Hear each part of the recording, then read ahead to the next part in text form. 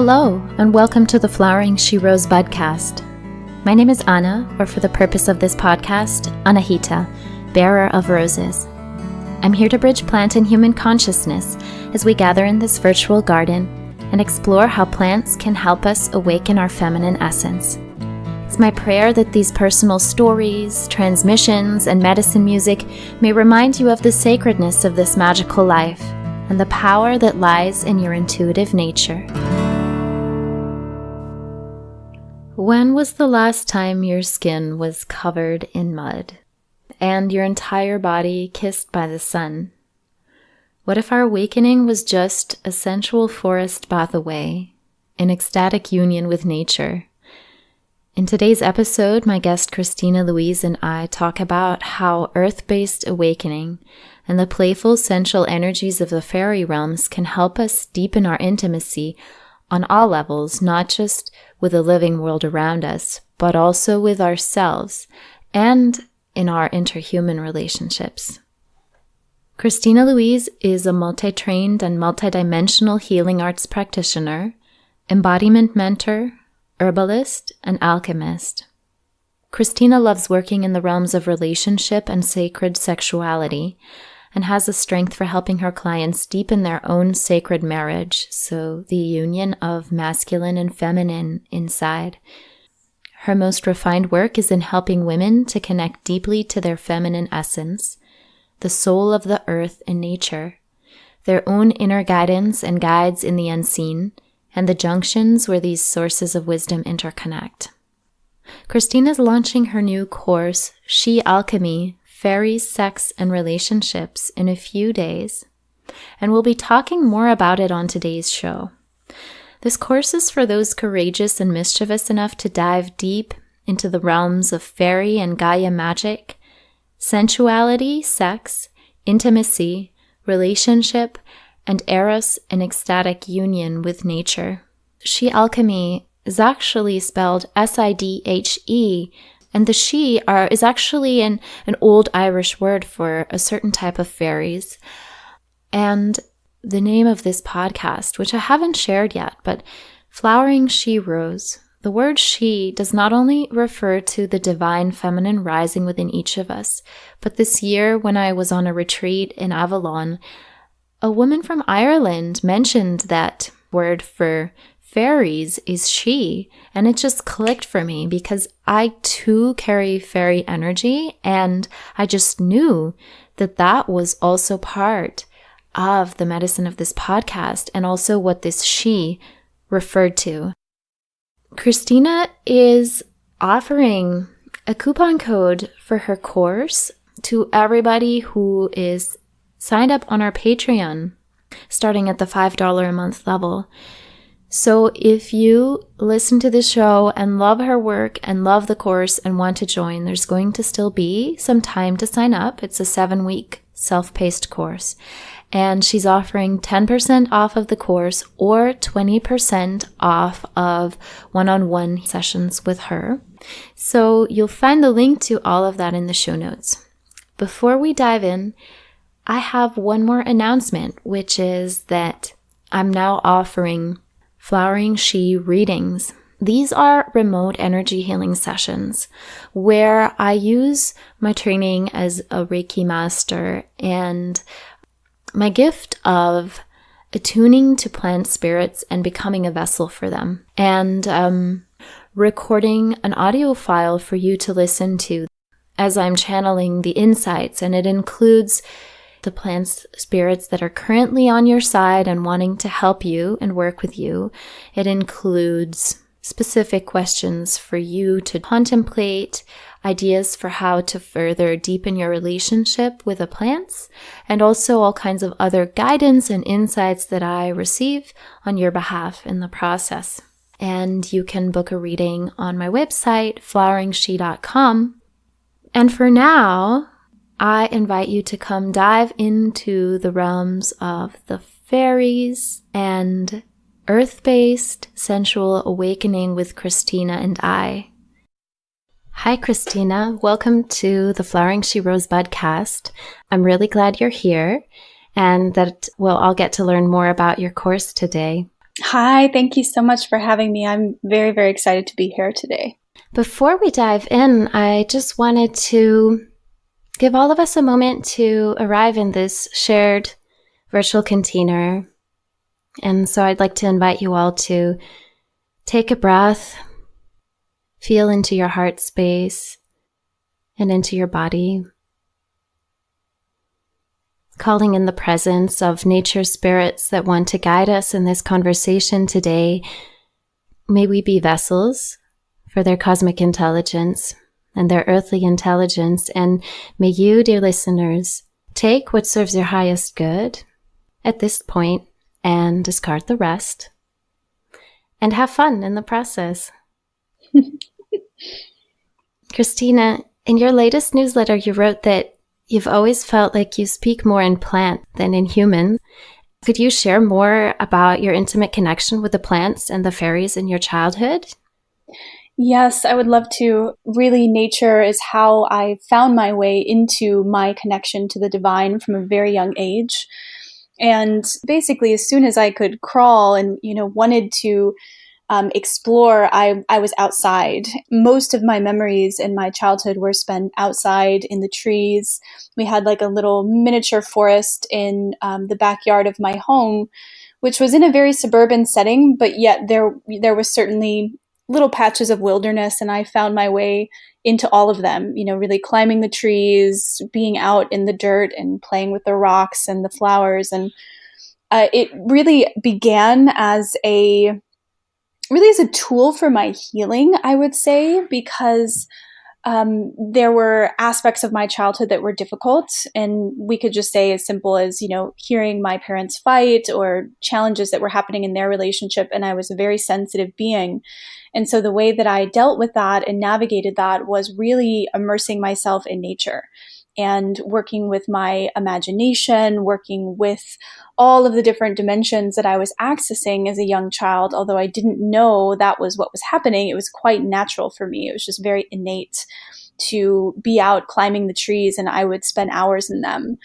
And looking back at that age, even, from a very young age and really going all the way through my teenage years, at the time, maybe I would say my parents would call them like imaginary friends, but really what was happening was I was communicating with beings beyond the veil, and they were very clearly visible to me as a child. They still are in many ways. And my gifts have developed differently since then, but I do have very clear memories of seeing different beings and speaking to them, communicating with them. And in some ways, I felt more at home in those dimensions and realities, communicating with those beings, than I did in the human world from a very young age. Wow. Did this intimate relationship with nature ever fade as you became an adult? I would say no, except there were a few years during my later teenage years into like very beginning of my 20s when I was in college, where I kind of fell into the very stereotypical expression of those years of life of wanting to explore, being a young adult. And I kind of got into what a lot of college students would, as far as partying. And I kind of checked out. I was in a lot of pain emotionally. I didn't know how to deal with my sensitivities at that age. And so I really used men and, substances, and really it was mild compared to what some people I'm sure experienced in college. But I still had a few of my own years where I kind of got lost in the illusion of all of that and the seduction of it, really just to numb out and check out. And during that time, I was not as deeply connected because in some ways, I could say I turned the knob down. Mm-hmm. When did you consciously decide to make the fairy kingdoms and the plants and nature part of your life again, and also part of your professional path? Really, there's a longer story to it, but the shorter story is that when I was going through that time where I was disconnected, I had a healing crisis around when I was 21 that was the impetus for both sort of a physical healing crisis and also a spiritual awakening. And I was traveling in Germany. Part of my mother's lineage is German. And so I was visiting family, and I was also returning my grandmother's ashes to Germany because she had passed. And I had always made a vow that I would return her ashes to her homelands. And I hadn't been to Germany in 10 years from about when I was 11. So when I was 21, I went on a study abroad trip there, returned her ashes to her homeland, and got some kind of staph infection or something like that. And they treated me for it. And I started having very strange symptoms while I was traveling, and came back to the States, and my health just took a sudden turn for the worse. Very strange, indescribable symptoms, and saw many different Western doctors, and they couldn't help me.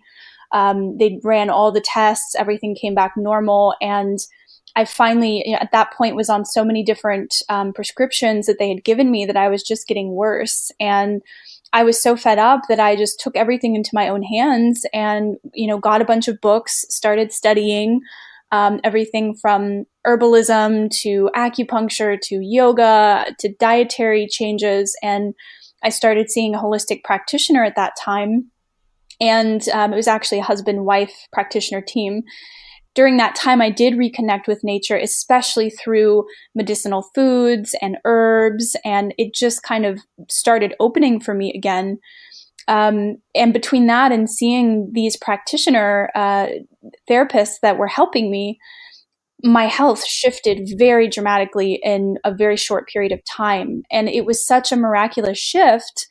And I had, to me, experienced what I consider true medicine, which is medicine that, really holds within it the realm of the spirit, the emotional body, constitutional factors, elemental factors. It's not just about diagnosing via symptoms and then giving someone a drug or, offering them surgery. To me, it's so much deeper than that. And when I experienced that, it ignited my passion for holistic medicine. And I immediately did a 180 in what I had chosen as my career path and went back to school for holistic medicine. And, there's definitely more to the story, but when I went back to acupuncture school, which was also herbalism and functional medicine, it was a 4-year program. Within a very short period of time, I had a spiritual awakening. When I started doing healing work on people, my gifts reopened very rapidly, and I found my way to many different trainings and modalities, particularly flower and gem essences were the path that reopened that connection very strongly. So I was in acupuncture school, and I took a really amazing training, flower essence training with a woman who had a really beautiful course. It was like an online course. And I can't remember how I stumbled across it, but when I found it, everything in me just lit up. And I knew, okay, this feels like home to me, understanding the language of plant spirits, plant spirit medicine, something about the flowers, communicating with the flowers. And again, had this huge shift in my work where I was suddenly much less excited about acupuncture, and I just wanted to be with the plants and give people flower essence prescriptions. Amazing. How funny that your story of initiation took you to Germany, where I live. Yes, my mother's side is German. My mother's side's American. How perfect. You're actually not the first person on this podcast to say that flower essences had an important role in reconnecting them with their true selves, especially at the beginning of their path. Yes. Yeah, they've played a huge role, and they still do.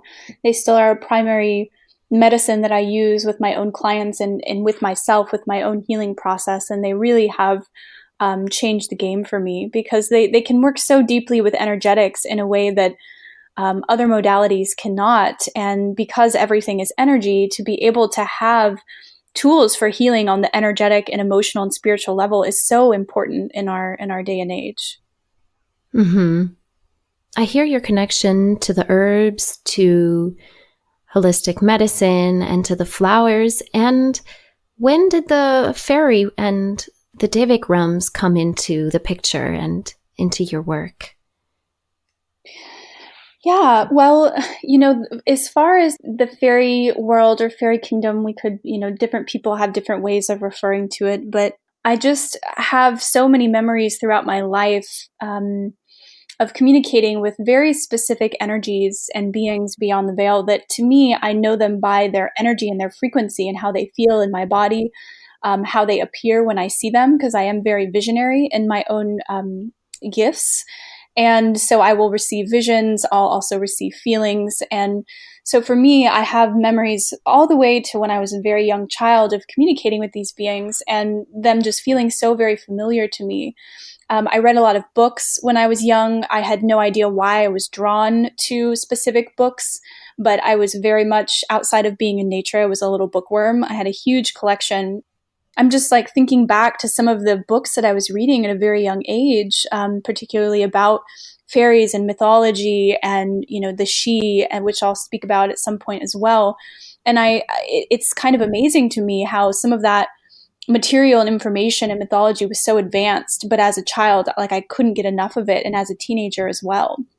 So there was some part of me that always felt so connected to those realms. And on my father's side, there is Irish and Celtic lineage and heritage. And so we could say it's in my blood, but also I think on a soul level, there's such a remembrance in me of the fairy realms. And so I've had memories as well of even, people throughout the course of my life always telling me that I have a fairy-like energy. And even before I really knew what that meant, I would just kind of smile and nod. And, I've heard that before I really immersed myself in actually understanding this innate connection in my soul. And when I began going deeper in my esoteric studies, I was initiated into a mystery school lineage.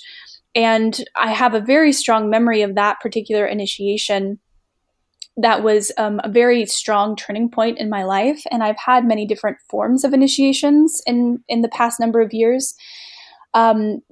This one, the person who was holding the container for the initiation was certainly holding a very multidimensional container, so that information could come through around what some people would refer to as a magical lineage, which I don't feel that I really have the authority to go super deep into that in this moment, because it's also a little bit controversial to various traditions and, esoteric traditions. And there's some conflicting belief systems out there around these sorts of things. But to simplify it, a lot of us understand ourselves in mundane terms as humans. And then, of course, there are those of us who understand our magical aspects and our more multidimensional soul level essence. And not everyone has that understanding or vocabulary. But many of us who are very gifted and who have very special spiritual gifts do have a particular magical lineage, or there could be more than one, we could say, that we feel very connected to. And for me, in this initiation, I was very new to that concept. But I will never forget this experience, and I hold it very sacred to me. And without going into detail, the information that came through, a very powerful moment, was that I have a very strong connection to the fairy realms and to a specific lineage, magical lineage that is very connected to Queen Mab, or we could say fairy queen vibration or frequency. So capacity to work in those realms that not all humans have. They're not all given that authority, because there has to be a very strong level of discernment and respect to communicate with these beings in a true way. So all of that to say, when I had that initiation and I was given this information by the person who initiated me, everything just made sense to me. It resonated very deep in my bones. I was crying. It was a very emotional initiation to receive that affirmation.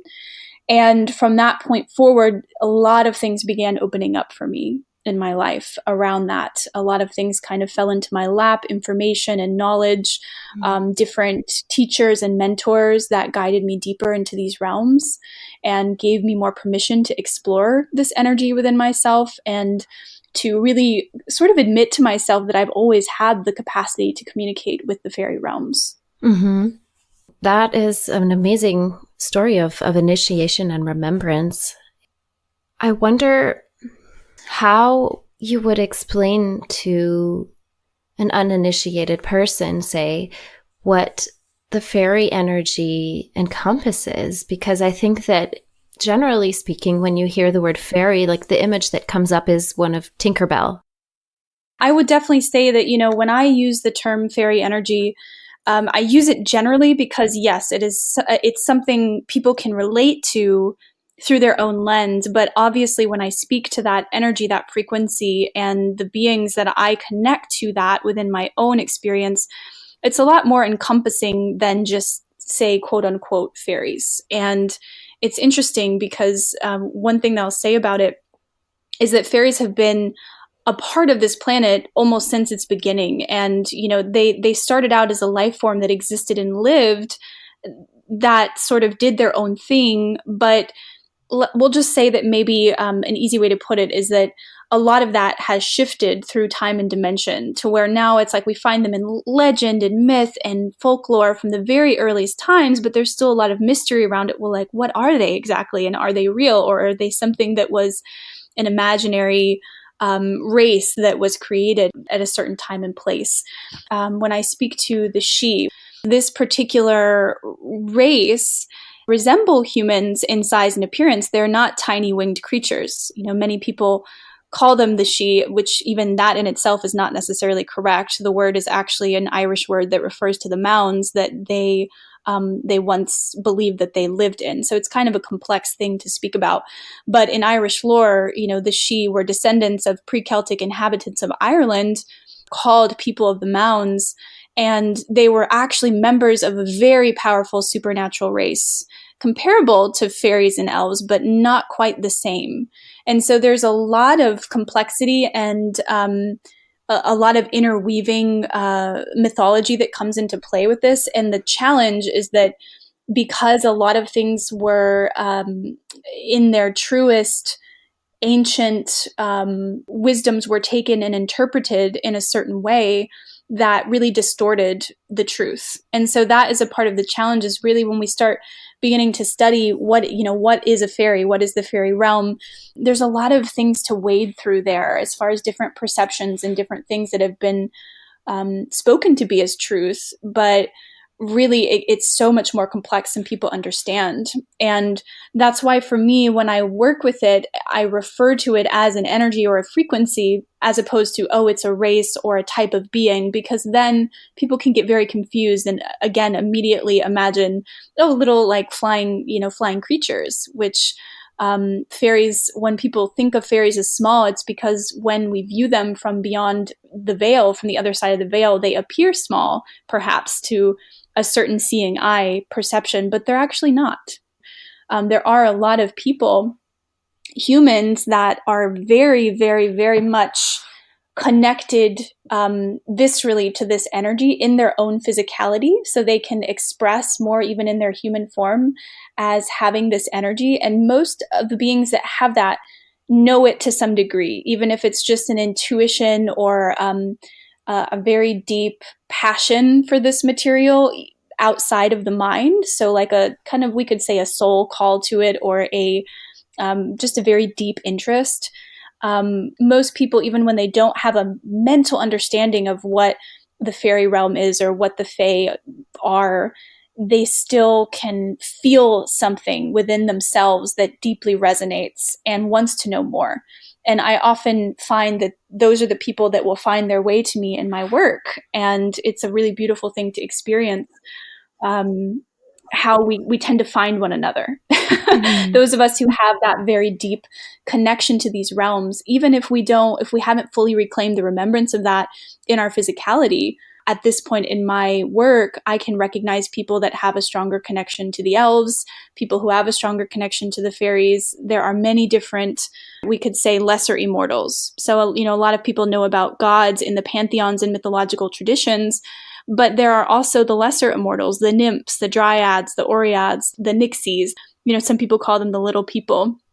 And so it's a stretch beyond our imagination to really place our belief that there are invisible worlds that coexist with the worlds of humans, and that they have always existed.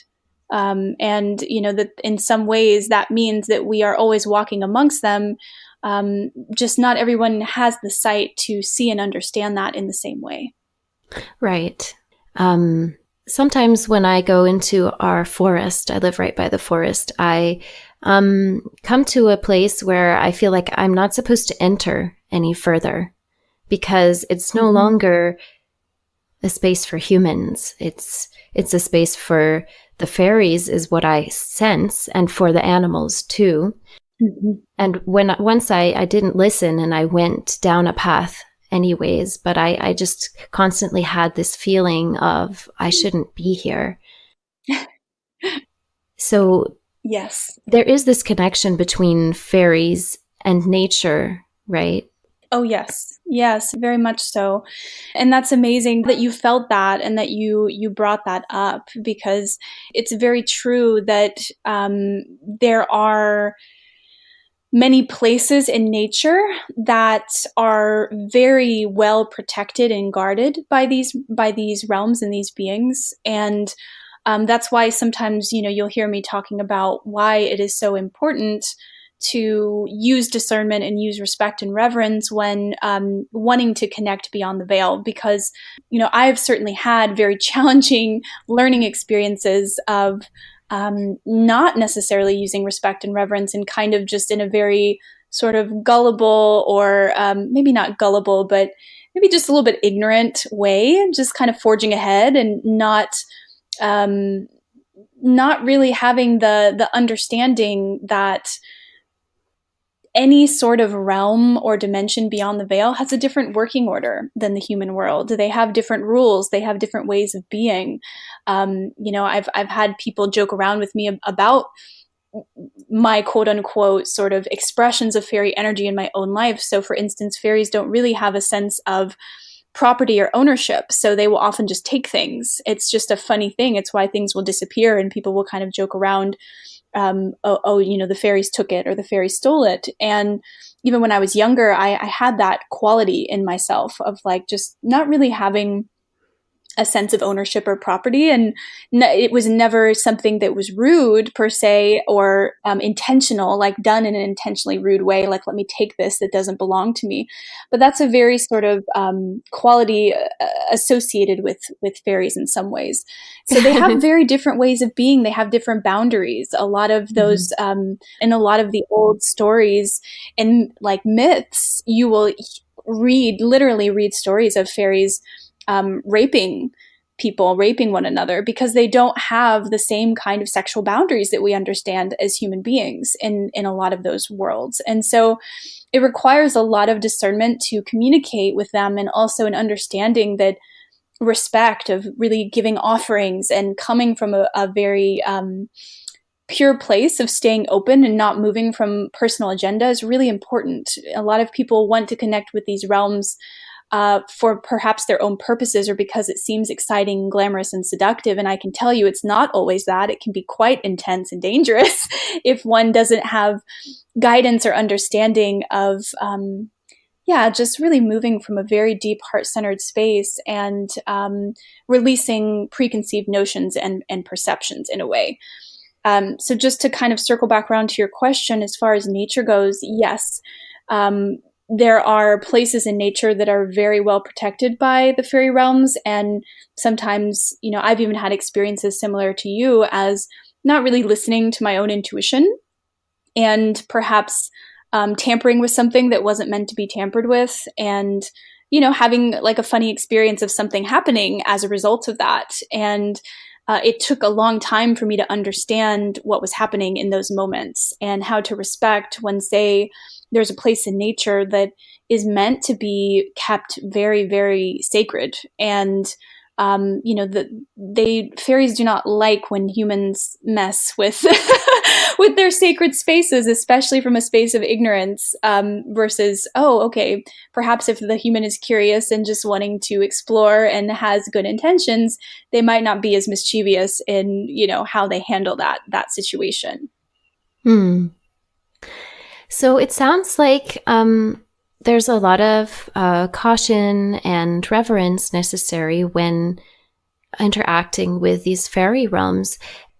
Why would we want to interact with the fairy realms in the first place? And does the fairy realm want humans to come into contact with them again? This is kind of where I would say this topic gets a little more controversial, in that even for me, putting this course out there was very edgy, because I understand the controversial opinions, and that there would be some people that perhaps do not like that I'm speaking about this so openly, which it came about through, I'll just say, a long period of just really waiting for proper timing and really praying and asking for guidance around this and asking for permission.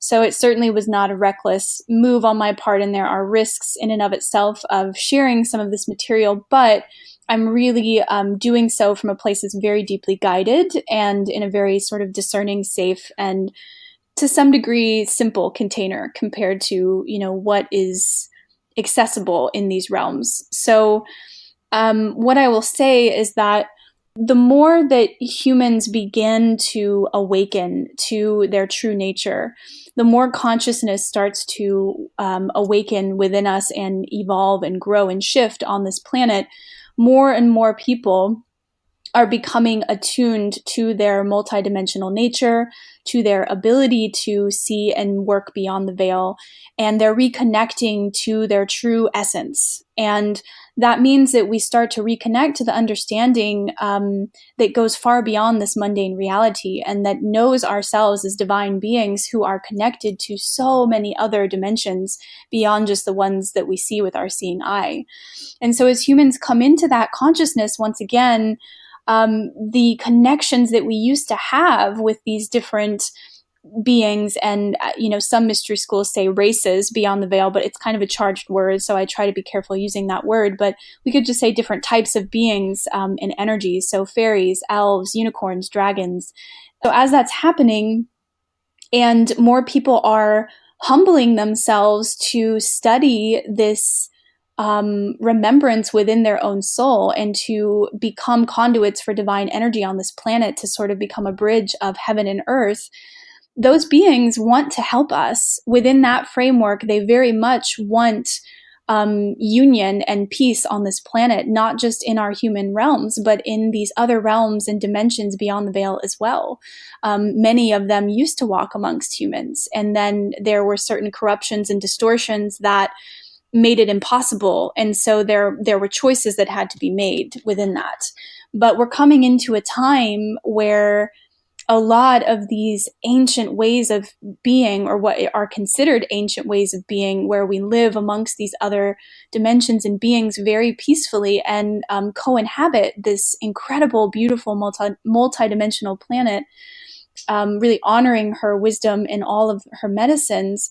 The more that is happening, the more these beings are searching for those who are open to receive the knowledge and the remembrance. Those beings who are open to working with them in a very respectful, reverent way, not for selfish human means, not for power or greed or money or anything like that is coming from these corrupted paradigms of illusion and distortion. But for those who are truly passionate about our planet and about this earth, about Gaia and about nature and about serving her, and not just serving ourselves, but really opening to what it means to be of deep service on this planet in this time of great awakening. Fairies and other energies beyond the veil very much want to work with us in that.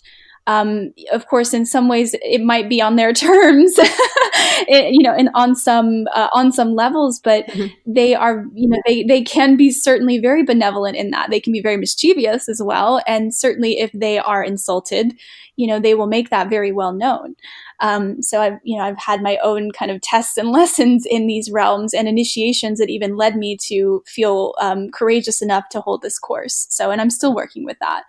But essentially, we could say that some of them do, some of them don't. And it really depends on the intention of the humans that are around them or wanting to connect with them or not.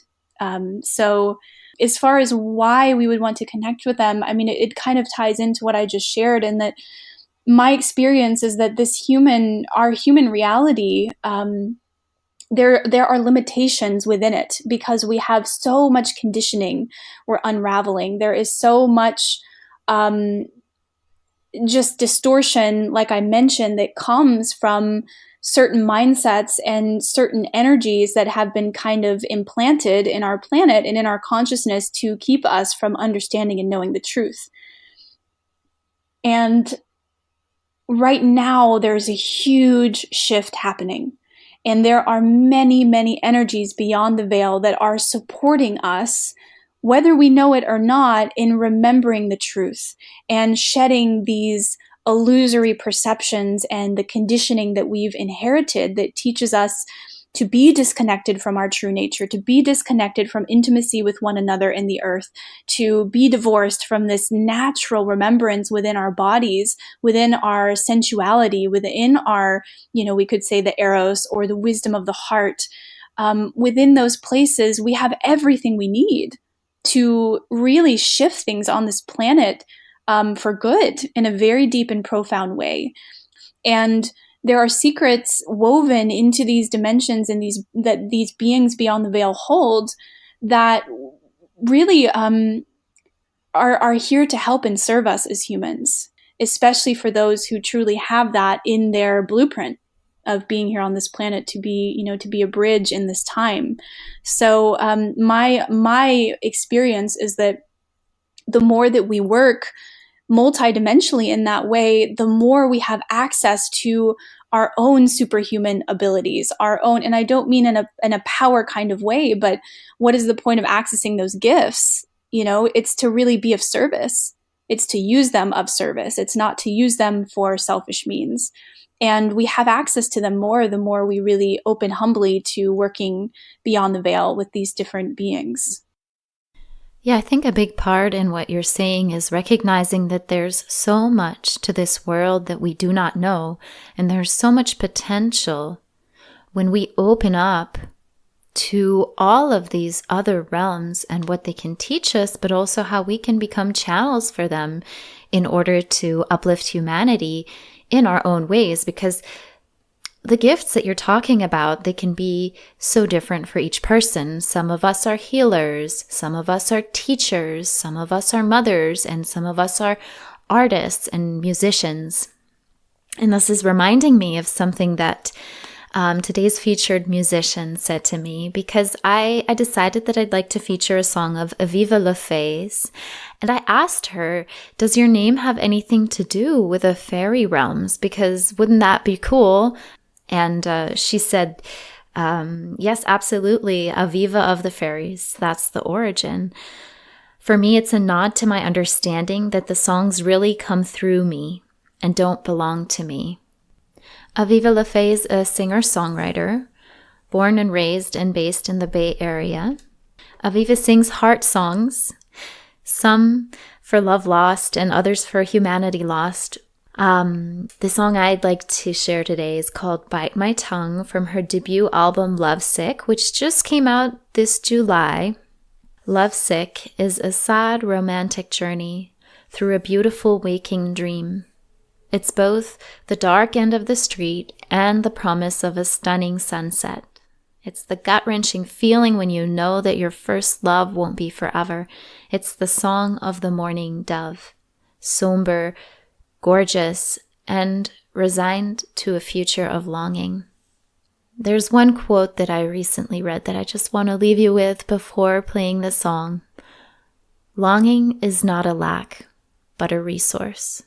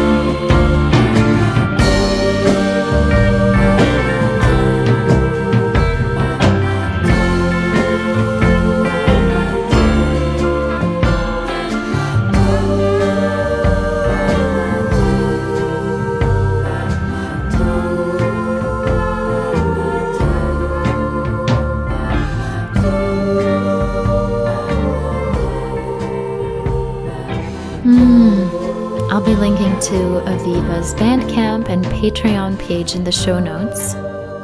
She also let me know that she has a show coming up on December 4th in San Francisco. So for any of you in that area listening on time, go check it out. And now back to today's interview with Christina. Let's dive into that connection between the fairy realm and our sensual nature. You briefly mentioned that there's also an aspect of deepening our intimacy with nature and also with each other. And so this kind of brings us to the topic of your course, She Alchemy, Fairies, Sex, and Relationships. How does working with the fairy realm tie into these areas of Eros and our heart center and intimacy with nature?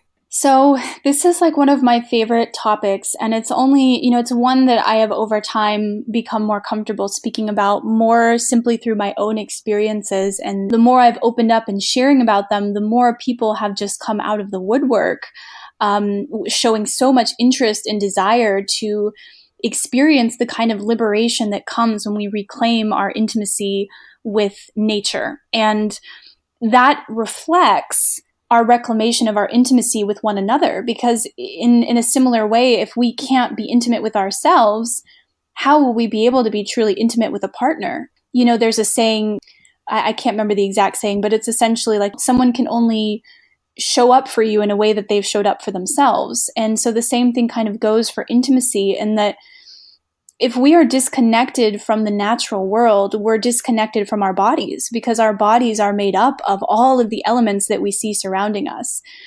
Even how the ear itself on our body is a map of the entire body.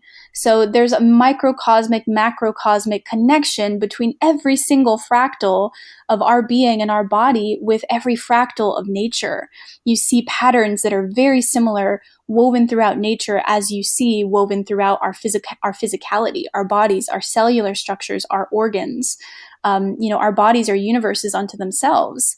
And when we're disconnected from the power and the magic of that, and the ability to explore that very openly and very freely, without shame and without conditioning, without guilt, there is so much that opens up through that. And that is on the most simple level, even just exploring our own bodies.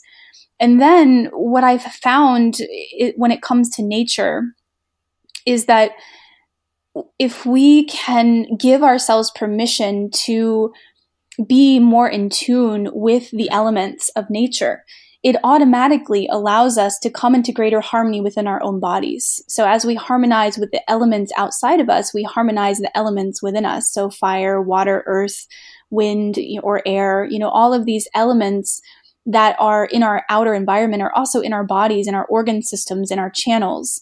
And so when we begin to reconnect to that externally, in a sensual way of allowing our senses to truly reawaken, what that immediately does is it connects us to our ability to be deeply present, to be surrendered, to be in an intimate state with something outside of, being stuck in our minds or in our fears or in our thought patterns. Instead, we come into this very embodied state of presence when we immerse, say, in nature and open ourselves to her more intimately. And that doesn't have to look like sex. Of course, it can simply look like being out in nature, standing barefoot on the earth and really feeling the earth underneath our feet, or climbing a tree and lying on the tree and just breathing and connecting with the energy of the tree.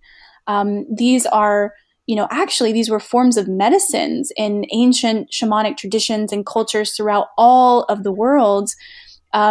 Really, all of the deepest healing secrets come back to connecting with nature and connecting to the medicines in nature.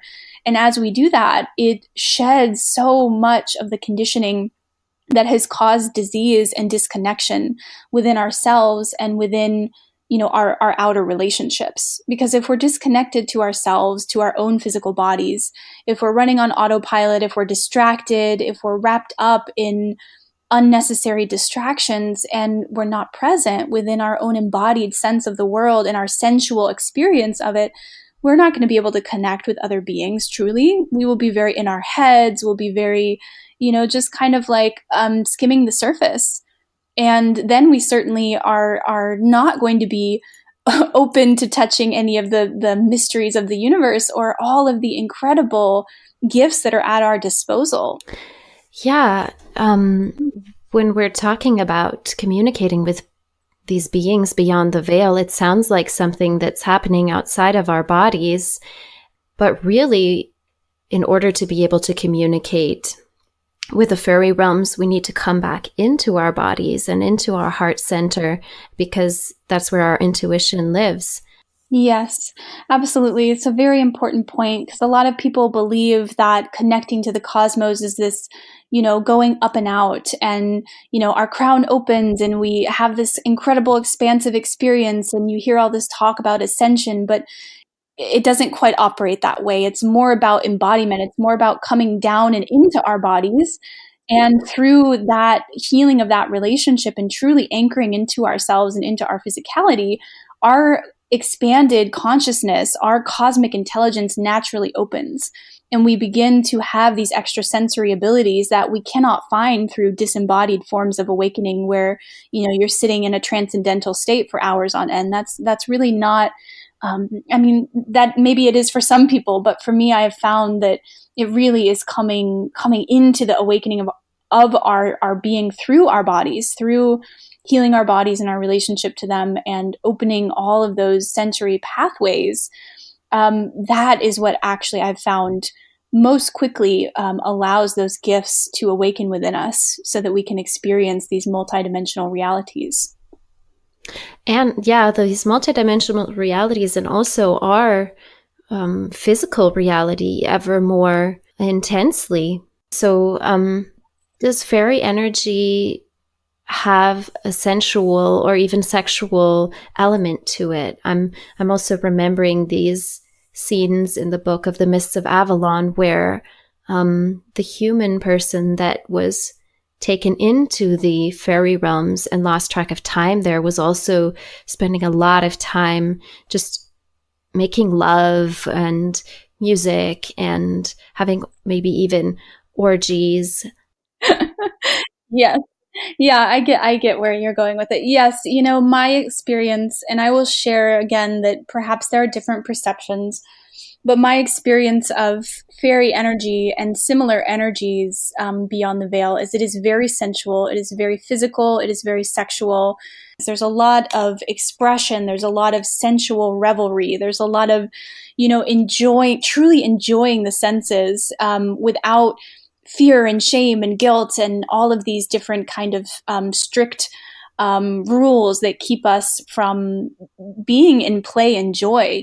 It took me a long time to understand the connection between my connection to these realms and how, from a very young age, I've always been a very sexual being, having very, very young memories of, well, I'll just say exploring the energy of Eros and sex and like sexuality in my own body from, like 3 or even earlier than that. And I've actually had people kind of come out of the woodwork now, since I've sent out a newsletter and posted about that, sharing things about perhaps their childhood or their children's childhood. And I'm seeing all these little funny connections pop up around fairy energy and this very nature-oriented way of being, with this incredible natural tendency to sensuality, where there's a lot less limitations.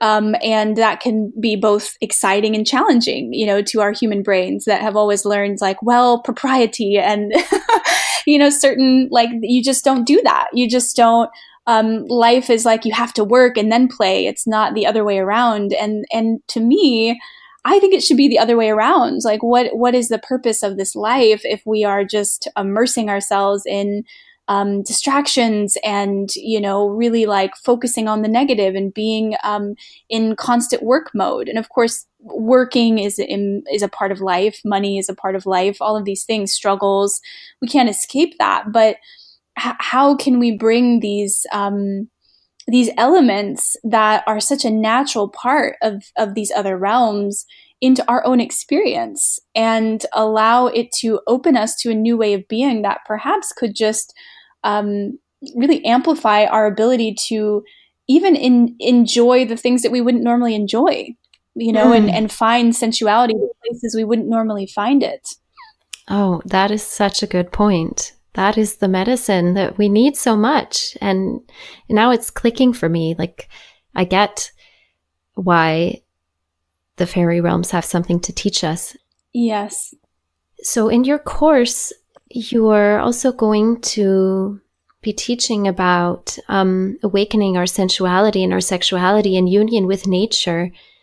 Do you have a few practices that you could share with our audience?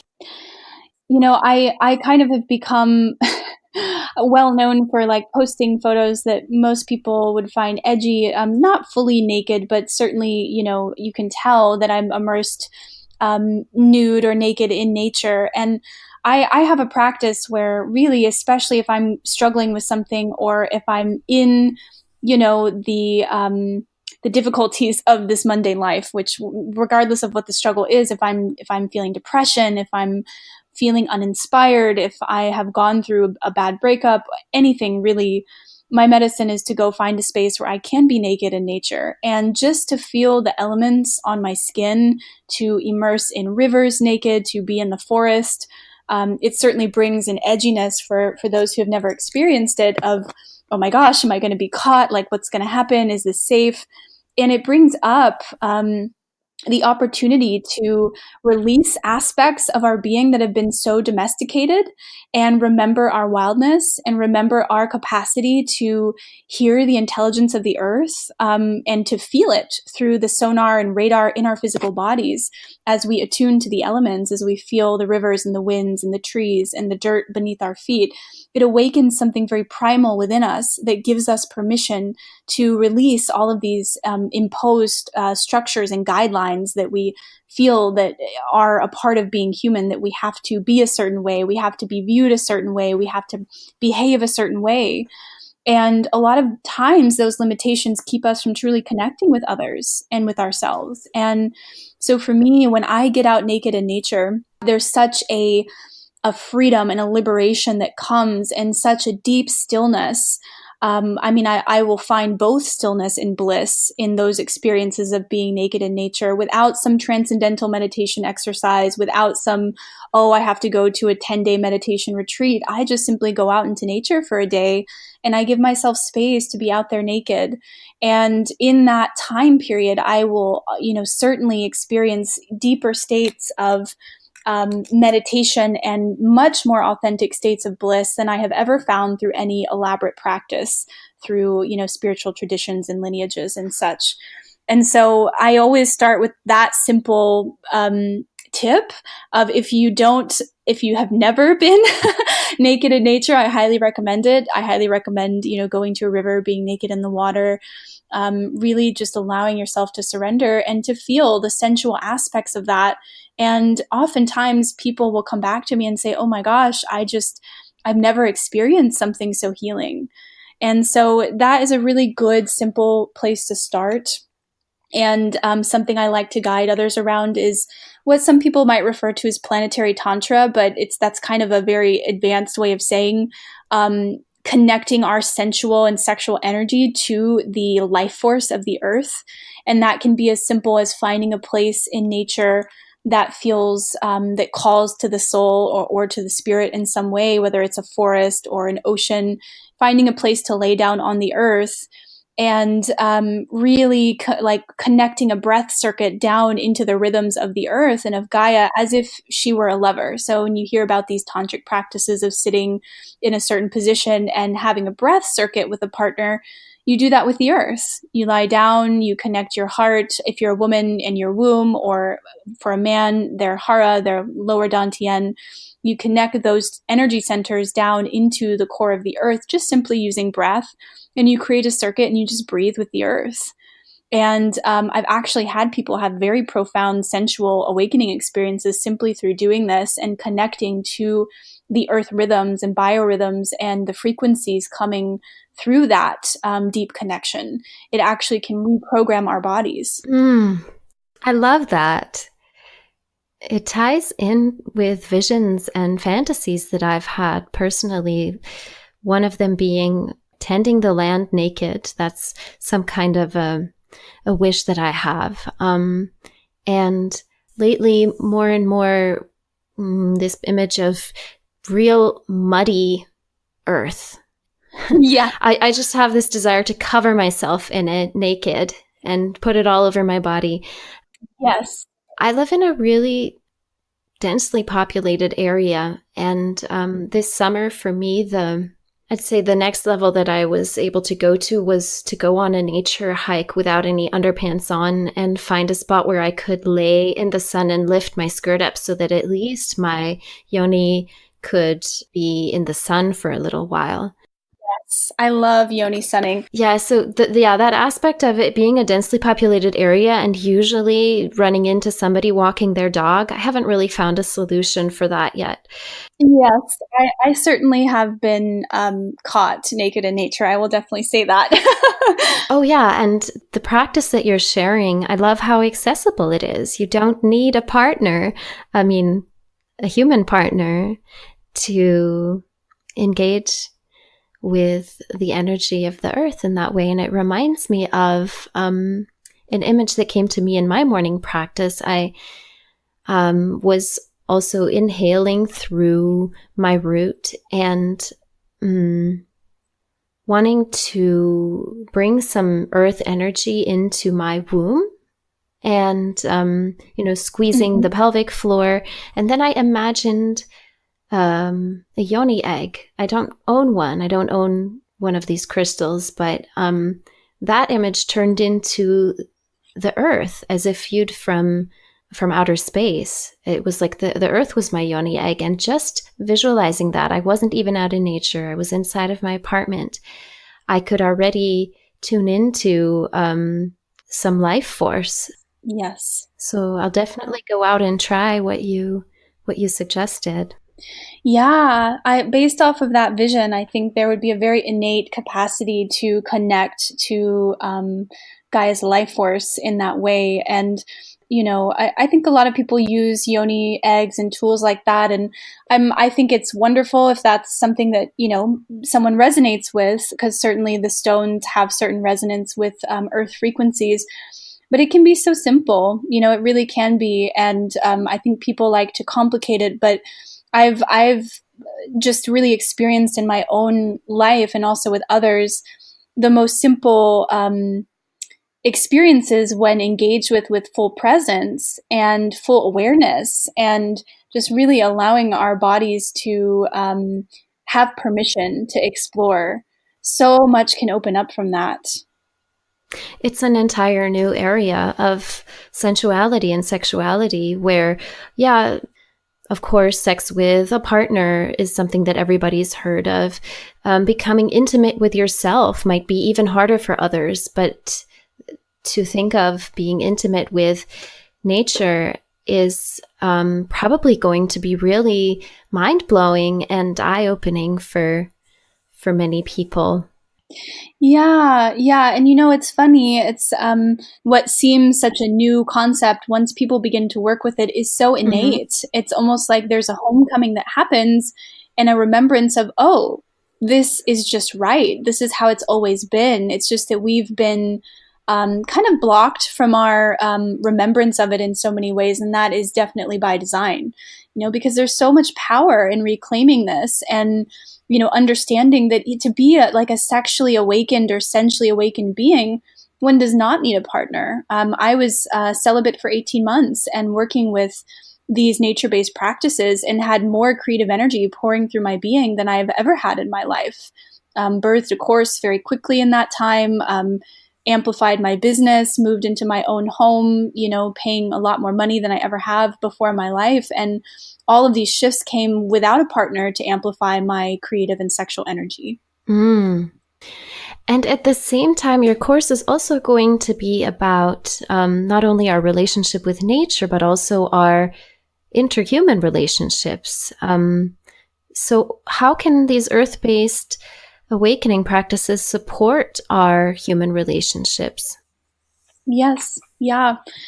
My experience has been that the more I have worked with earth medicine and earth-based awakening and sensuality-based awakening with nature, what I have experienced through everything from, yes, actually working with nature immersion and certain tools and practices, but also just simply working with plant spirit medicines, what I experience in myself and also in others and clients and those around me who also work with this, is that there's an incredible capacity to begin to understand patterns, and because of the patterns that live within nature, to understand patterns in ourselves and in others and in our relationships as we begin to work with Gaia and with plant spirit medicines.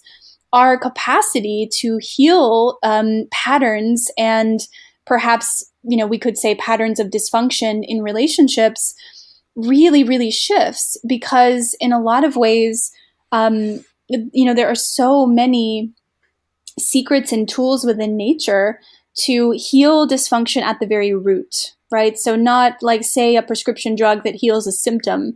Working with plant spirit medicines and Gaia, earth medicine, earth magic, it takes us to the very root of our elemental nature, which means that we can shift patterns and ways of being at their energetic root, at their spiritual, emotional root. It allows for a much deeper, more comprehensive healing of those types of dysfunction and trauma that often sabotage our human relationships, because there's something within ourselves, whether it's from childhood trauma or abuse or past challenges in relationship, where we have shut down and closed our heart.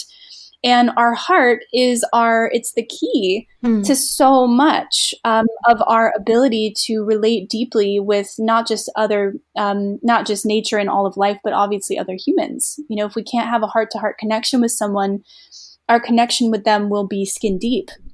And so a lot of people have closed their hearts because they are afraid of pain and hurt and betrayal, because they've experienced that, or they've experienced some form of separation from divine energy and from love. And so with a closed heart, it's very hard to have deep, intimate connections with others. And, within the secrets of nature and Gaia and plants, there is such an innate heart consciousness and an ability that plants have to communicate with the heart frequencies, the heart energies, or we could say like the heart sonar, the very vibrations of the heart center are very much intrinsically connected to the frequencies emitting from Gaia. And because plants do not have the same conditioning that we have, they don't have the same inhibitions, they don't have the same traumas and hurts. Of course, they have their own experiences as devas or spirit beings, but they don't have as much blockage around communication on the heart level. And what I have found is that makes them very, very good at helping us heal matters of the heart, makes them very wise at helping us heal blockages of sexual energy, because there is so much proliferation and abundance and fertility within nature that it naturally awakens that within us and allows us to come into deeper intimacy with our own sexuality, and also deeper intimacy with heart-based relationships with other humans. Aww. And I will definitely say that I have experienced incredible shifts in myself and others through working with very specific plant spirits and earth medicine or earth magic rituals that are focused around healing very specific fine-tuned challenges, whether it's codependent relationships, unrequited love. I've really seen people shift very painful patterns on the emotional, spiritual, and energetic level working with just plant medicine alone. Wow. There's going to be so much to dive into and to learn in this course of yours, which actually is still open for registration when this episode releases. Would you like to share just a brief overview of the course in case any of our listeners are interested in joining? Yes, absolutely. So the course information can all be found at shealchemy.com, and that's SIDHE alchemy.com. And so it's a 7-week course that will have both live classes where we get on like video recorded classes together, and those will be very deeply held sort of group healing classes. So it'll be both transmission based, and also I will share a lot of information. And there will also be recorded classes. And so through those 7 weeks, there'll just be a lot that comes through, a lot that gets shared, both as far as like mental knowledge goes, and also transmission based frequencies and energies around these topics. So I work very much on a transmission base in my work, which means that I'm a very energetic being. So I really open up a strong container for energetic shifts through my work. And so we will work with receiving these frequencies and opening to them so it can shift things on a DNA level and on a soul level, as opposed to just receiving mental information for the mind. But then, of course, we'll also talk about things and get into all the juiciness. So I'll share about relationships in nature. I'll share about all of the kind of interweaving connections of that. We'll go deeper into that. I'll talk about safely parting the veil, alchemical intimacy, and all the different ways that shows up in relationships and in nature, how to work with that. And I'll definitely go really deep into what we've been sharing about today more. So nature as lover, and all the different sort of soulful and sensual awakening opportunities there are through working with Eros in union with Gaia. And definitely there'll be more specific modules and sharings around the fairy energy that we've been speaking to, fairy magic, and, really sort of what we could say ancient mythological secrets that are wanting to come through the container of this course, specifically in the realms of cultivating deeper relationships and intimacy, both with our, in our human relationships, but also with, non-human relationships, and with the earth, and with just life in general. And so I would like to leave registration open for a couple days after the podcast comes out, just to leave a little room for people to come in if they feel called after they listen. But the intention is to start on the full moon in Taurus this month, and then it will go through about Christmas time here in the Northern Hemisphere. So it's about seven weeks, give or take, and everyone can go at their own pace with the material, but there will be a group forum that we'll be on together. There's opportunity to work with me one-on-one, and everybody will receive a personalized alchemical plant spirit essence. And it'll just be kind of a full spectrum way to dive into this material. So rich, so unique. And I'm really excited that you're offering this.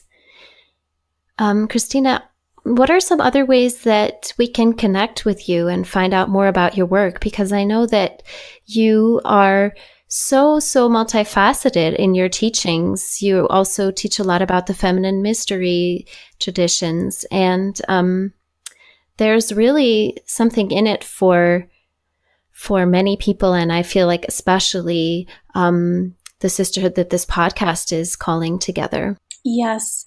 Yeah. So I do work a lot in the feminine mystical traditions and in the realms of feminine embodiment, and the priestess path and the feminine mysteries, the sisterhood of the rose. I'm very connected to all of those lineages. And so I do a lot of deep one-on-one work with women in private mentorship and apprenticeship, where I create a customized container for my clients to go very deep with me. So it'll be kind of a blend of multidimensional healing, coaching, which I kind of call it more like soul midwifery. I'm also in those personalized containers, and also on its own, if people are really drawn to that work, I can do very deep psychic surgery clearing work. Some people refer to it as astral exorcism, which is a little intense, but basically it's a very deep psychic clearing, and I'm able to do that remotely. So a lot of people get drawn to me for that work, to kind of clear things out that aren't in resonance with their soul's true essence, which there's a lot of that in our world, more so than people understand. So just, interdimensional interference, and